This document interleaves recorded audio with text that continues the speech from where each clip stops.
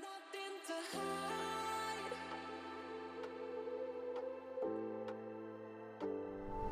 Hello guys, this is Joshua Patterson, and I wanted to welcome you all to another episode of Honestly Single. Sorry, it's been about a week since I've been on. I actually had a little bit of a health checkup last week. I'm doing okay, just learning to get some more rest, definitely rest my eyes, ease off the stress and whatnot. But I'm here this week for another episode. It's been, I swear it feels like it's been forever since I posted, but I'm back at it and I'm ready to share with you all some more content. I've got a lot on my heart and mind today, so let me get right into it. So in today's society, love is a really popular concept. We hear it all the time in our music.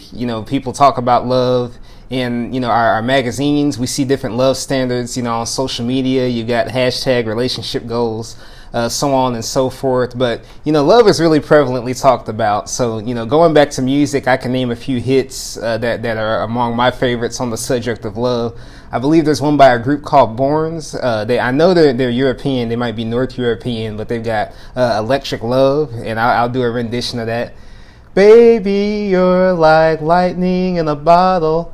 I can't let you go now that I've got it. Oh, something, you're electric love.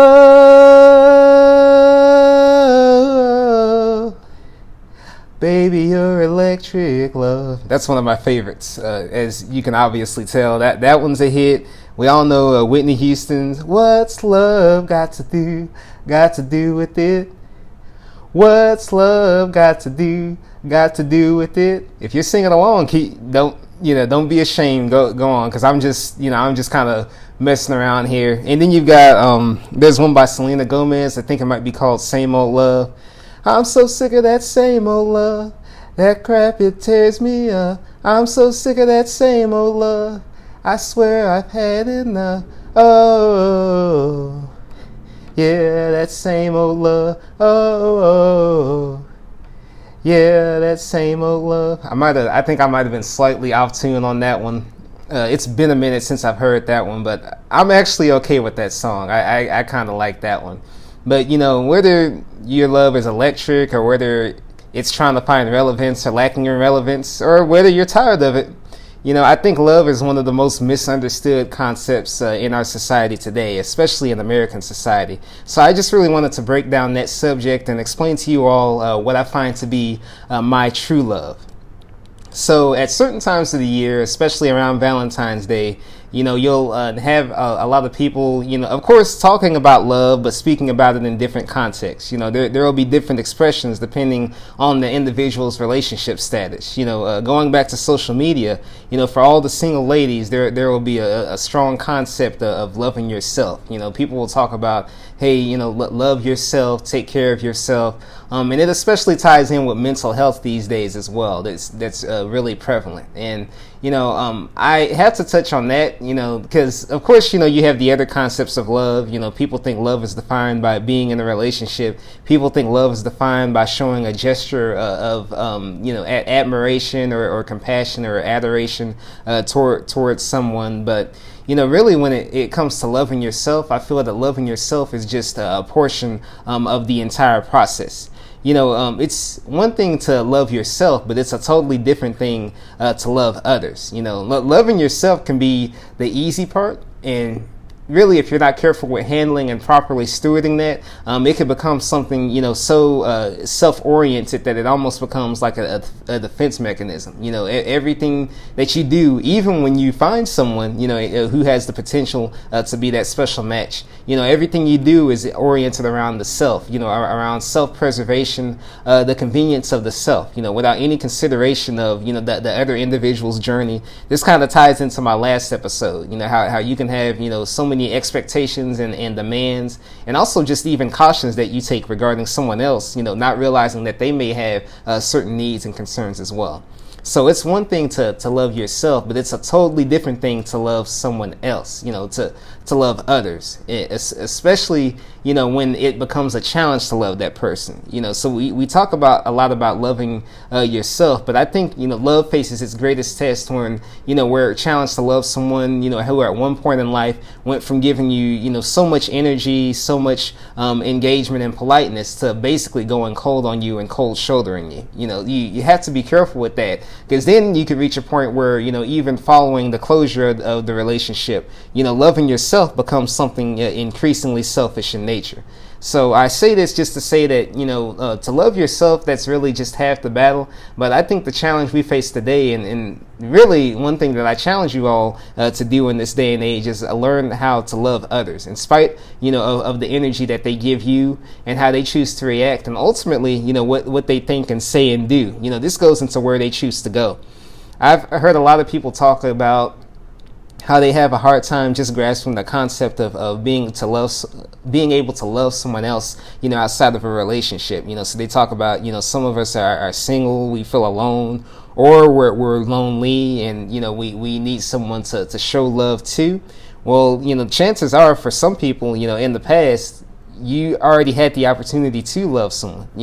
How you handle that individual who left, that's every bit as important as the person that you bring into your life.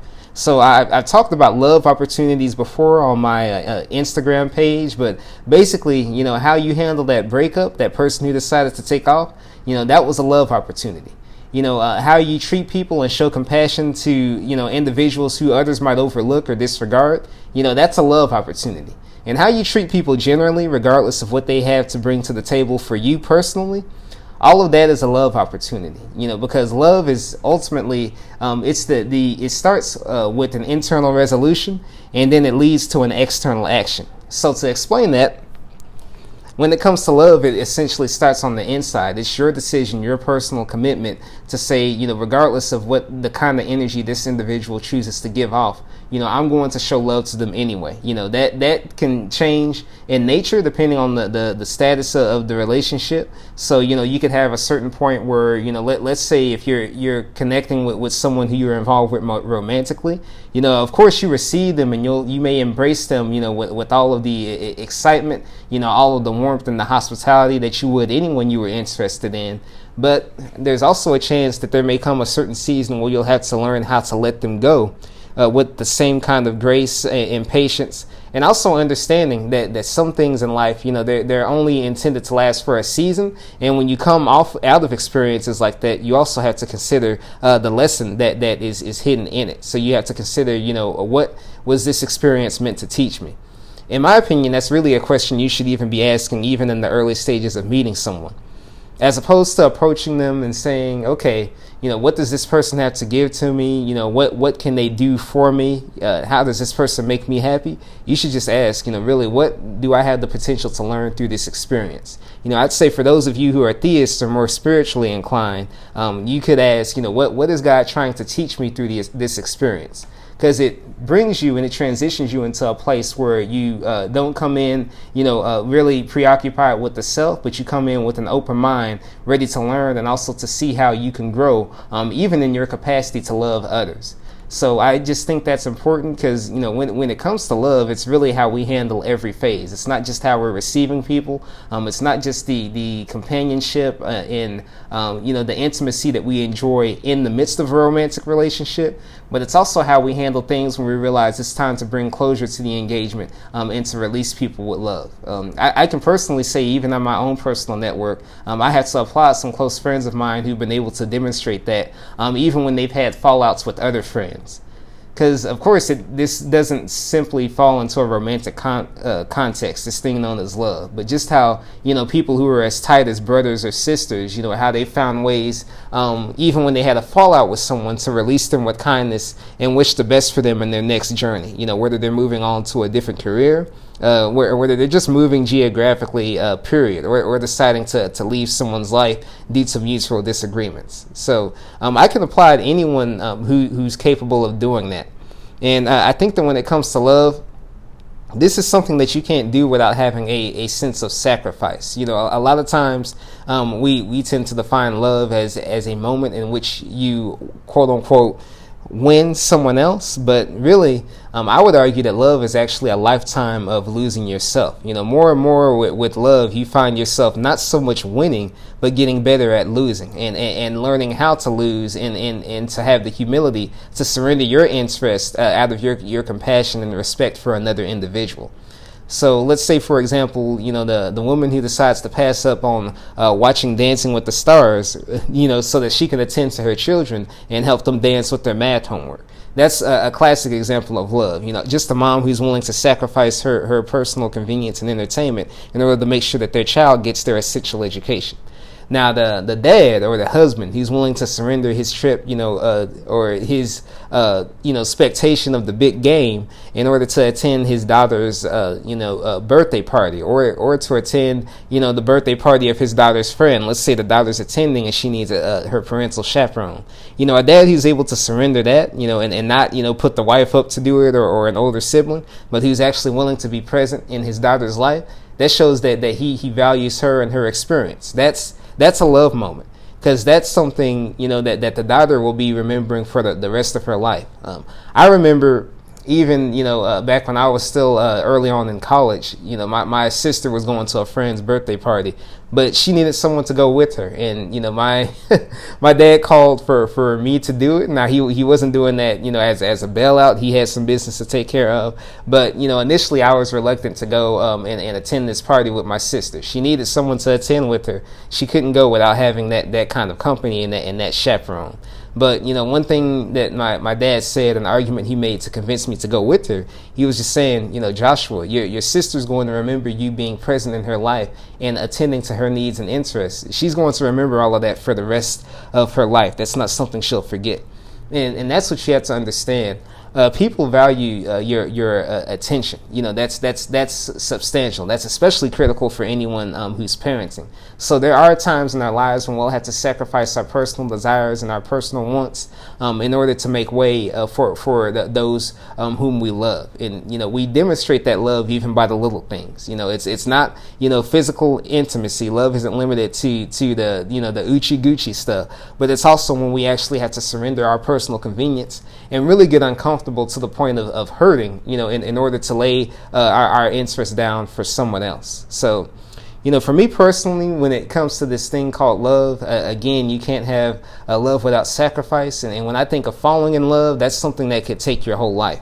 The process of falling in love could be a lifetime, but before you really get down and fall to the bottom and to the root of what it truly means to have love for someone else, that could really honestly take an entire lifetime. And the main reason being is because you're progressively surrendering yourself as you become less and less of yourself and more an individual who is in sync and more intimate with the subject of your affection. And it goes the same way for the other person. That spouse, that husband, or that wife, that's somebody who, you really want to find someone who's willing to quote unquote fall in the same way. You're falling together because when it comes to companionship, what you'll find is as the intimacy increases, especially in the context of a marriage, it's less and less of the individuals and more of this new, more whole, more perfect union being created. And this again ties back into some concepts I was discussing in the last episode, when I was just talking about being whole as an individual. But there's a new whole that's being created when these two 100s combine to make a new form of 100, and they're perfectly unified. So, when it comes to the context of love, you really want to look for someone who's willing to live sacrificially and fall the same way that you do. You're both falling together, surrendering to one another, and enjoying a kind of companionship that, a lot of people really don't get to enjoy. So, when I discuss love to other people, I like to say that love isn't something that I'm looking for. Love is the place that I'm coming from, so regardless of the energy that other person chooses to give me, I'm going to love them anyway, because, I've discovered and I've learned how to sacrifice my personal interest, to take my vision and my ideal of companionship down from its pedestal, sacrifice that, in order to make way for a more meaningful experience and connection with another person. So basically, love is my home base, and I'm looking for somebody else who comes from the same place. So, I'm from the town of love, and I'm trying to find my kinfolk. So I need to find somebody who sacrifices themselves, who lays themselves down the same way that I do. So again, to share all of that in summary, when it comes to love, yes, it's great to love yourself. I think in part that comes with finding your 100, being your whole individual self, that's not dependent, on the affection of and interest of and approval of others. That's great, but also you have to learn how to love others. That's the second half of the equation. If you can learn to love others, despite, what energy they seek to project your way, you're already on your way to a more true and more meaningful form of love. It will allow you to receive people with grace, and also to release them with grace, and understand that, a relationship does not make or break you at all. In fact, because you are already complete before you pursued that engagement. So, going back to some things I shared even in the very first episode, if anyone who I choose to be connected with companionship wise, it's not a need matter. It's not like, I have the capacity to live or die without them, or that I can't live without them. It's someone who I want and I desire, out of my personal interest and out of my conviction that there may, be something meaningful to that connection. So it's somebody I chose to be connected with because I saw qualities in them that were fit for companionship and for a healthy relationship. So I just want to break all of that down to you. And as a bonus, I would like to say, just because it's been on my mind, when it comes to, love and companionship, there may be times in your life where you'll wonder if it was a mistake to love somebody. If you were wondering, maybe I was wrong for this because it didn't turn out as you had expected. I just want to let that person know, because I'm sure they're listening and watching here right now, that it is absolutely never a mistake to love someone, regardless of who they are or the nature of their hearts. As a matter of fact, I'll give you bonus points for being someone who is willing to love the unlovable. That's the highest compliment I actually received from a former boss of mine, that I had the ability to love people in spite of their inconsistencies and their flaws and their resentments and even anger that they projected toward me. It's all customer service, so anybody who's been in that department knows what I'm talking about. But when it comes to loving others, to love them regardless, and to do what I call reassigning your compassion, learning how to change the nature of that love even when you have to say goodbye to a certain relationship. I think those people who are able to do that, they fall into a special place, basically the Love Hall of Fame, in my opinion. So, if you're able to do that, to love people anyway, again, in spite of what they think, say, or do, I commend you. I'm going to go ahead and salute you right now. That's very critical.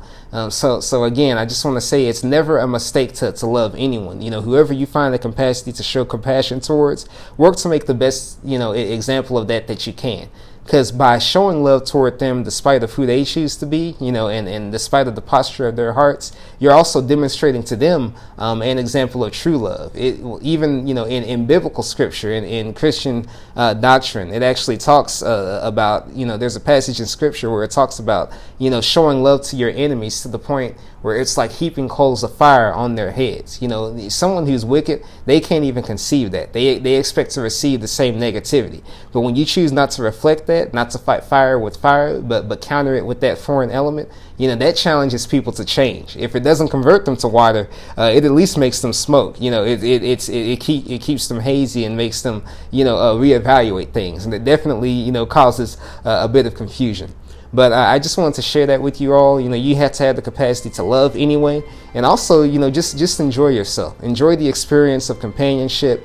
And enjoy, meeting people. If there's someone special in your life, who you're having the chance to build chemistry with, don't worry about the ultimate outcome, or whether or not this is somebody you can boo or bay up.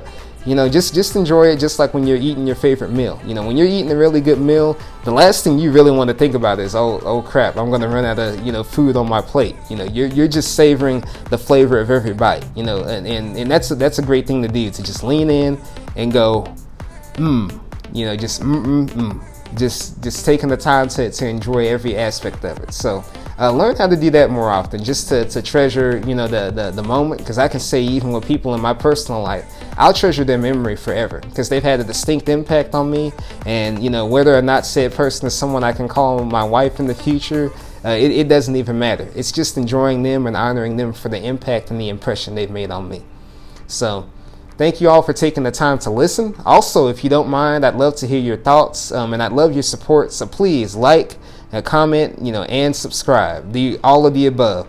I definitely open to it. I definitely appreciate it, and I hope you all have an outstanding week. Take care, YouTube.